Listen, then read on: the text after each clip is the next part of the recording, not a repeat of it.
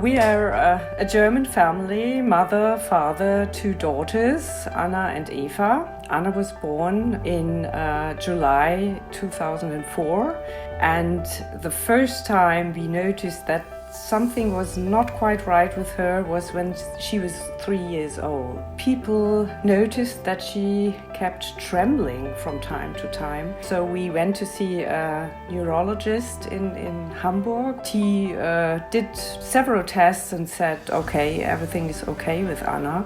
And he recommended that she should do lots of sports. Anna became very athletic. She loved skiing, she loved playing tennis, she joined a hip-hop championship team. And November 2019, that I started to notice that she spoke in a strange way.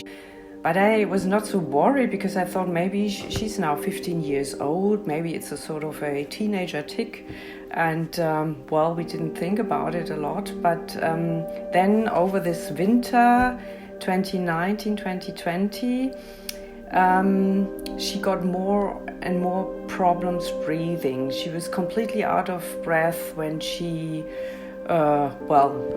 jumped up the stairs, and she really had to take breaks after that. Nothing to worry about, the doctor said. It's just normal that at this age, sometimes you have little problems with the lung. And she took some cortisone medication for 2 weeks. And after that, in February 2020, we went skiing. She had a lot of fun skiing, and we didn't notice anything until the end of May 2020. And there she had more and more problems speaking. Her speech was not understandable anymore sometimes. So in the end, the doctors told us maybe she has a psychological problem and we should do some psychotherapy. She got weaker and weaker, and it was her speech that was the problem, but also she couldn't hold up her head anymore. She couldn't walk long distances anymore. She couldn't swallow anymore, so she lost lots and lots of weight. Only at the moment that these genetic findings were explained to us, that it was a shock that it was ALS. The whole world stood still. In Germany, all the ALS doctors, they just said no way of curing this disease, no hope. Sonja and Uwe and the family heard of us, and we learned about Anna's situation in late 2020. We talked to Dr. Schneider, and he told us at once that this form of ALS is very aggressive. It was shortly before Christmas of that year that Sonja and Anna flew to New York to enroll as a patient. That was the first time that someone said, okay, I'm with you, I'm going to help you. And that was, we were so touched by this behavior, and we didn't expect that. I mean, there's a doctor overseas who doesn't know us and who just wants to help us. And that really gave us so much hope and so much energy to really keep on fighting. ALS is not thought of as a disease of young people, right? Even neurologists don't think of ALS as a disease of young people. 16-year-olds don't get ALS. They're not supposed to have this disease. Maybe it doesn't work out, but it won't do her any harm, so we want to do it. She wants to have this chance, yeah, and that was so important to us. And in Germany, we always heard, no, it's not safe, there are not enough data, there are regulations against it, and they just didn't move, yeah. No one believed in Jacifusen, and no one really wanted to support us.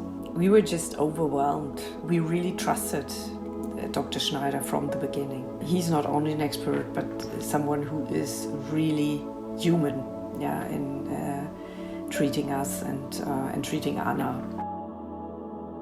July 2021, we noticed at home, we noticed some progress, like it was easier for her to climb upstairs.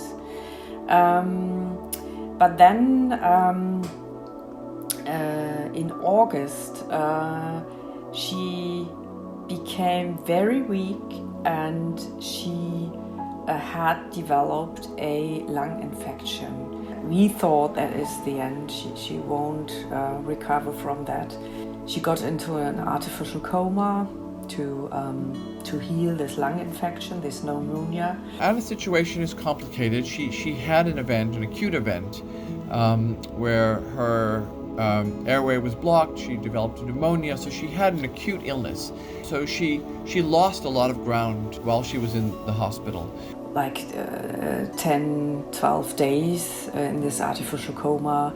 The doctors told us that she won't be able to breathe on her own, that she needs a tracheotomy and that she needs ventilation. We have evidence that she has made functional improvements compared to the moment before the event that brought her into the hospital. That's what we find so encouraging. Starting June 2021, we really saw her recovering, and it was again, we noticed that she could climb up the stairs more easily and that her energy came back and that she urgently wanted to go back to school. I've seen enough of these P525L, kids. They don't get better, right?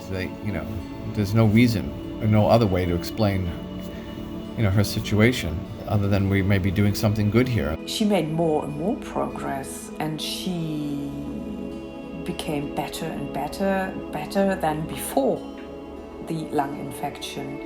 And that, for us, it was a miracle, yeah. To Sonja and Uri and Anna, it's really an exciting thing to be a part of. She sends me videos like 3-4 times a week. This is a girl who, when she would come in to see us in New York for treatment, I'd have to examine her, and she'd be holding her head up, with her hand.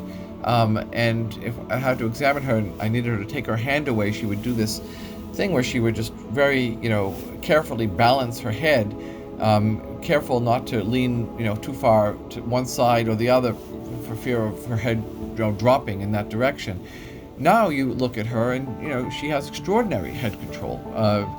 She stood from a seated position on the floor with minimal help. She walks upstairs with, she walks around with her ventilator. I mean, it's really unmistakable improvement, and that's really lovely to see. It's just overwhelming for us that we had this opportunity, and that we found these people, and that we found Dr. Schneider, and that they were ready to help. Yeah, it was a miracle for us as well. Yeah. The big hope we have now is that it works, that she can have a happy life.